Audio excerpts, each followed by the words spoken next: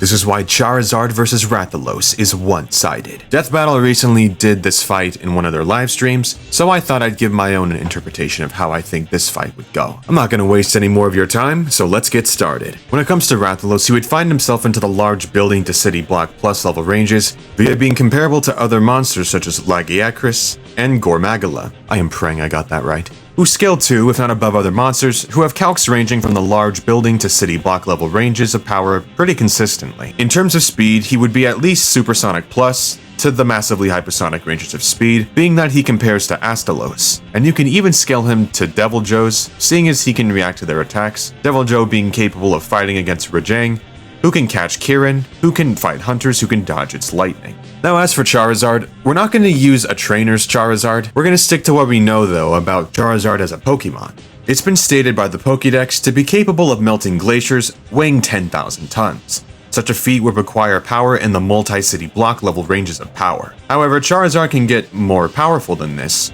be stated in additional Pokemon game media to be capable of melting mountains, with this being calculated to be in the mountain to even island level ranges. This would actually be pretty consistent with other Pokemon Charizard not only scales to, but also scales above, such as Magikarp. We know both from the anime and also the games that Magikarp are actually kind of stupid strong, at least compared to other creatures in our own world, with many of them surviving a bomb that exploded that shook the entire Sinnoh region, which they survived, with this feat being calculated to be in the mountain level ranges as well. Not only that, but in various promos, Charizard has been shown capable of competing with the likes of Tyranitar, a Pokemon said to be able to crush mountains with one hand, and just by walking, it casually changes the terrain and causes mountains to crumble, with the power needed to do this being calculated to be in the mountain level ranges as well. And as for speed, Charizard would upscale weaker electric-type Pokemon who use electric-type moves, which would at least put him in the massively hypersonic ranges, and as a fully evolved Pokemon, he would likely scale to light-based moves such as Solar Beam and Flash Cannon, which are stated to be light-based attacks. And even certain Pokemon like Diglett are stated capable of even moving at the speed of light. Comparing the stats, it's pretty clear that a Charizard would more than likely win against a Rathalos, being stronger, faster, and far more versatile.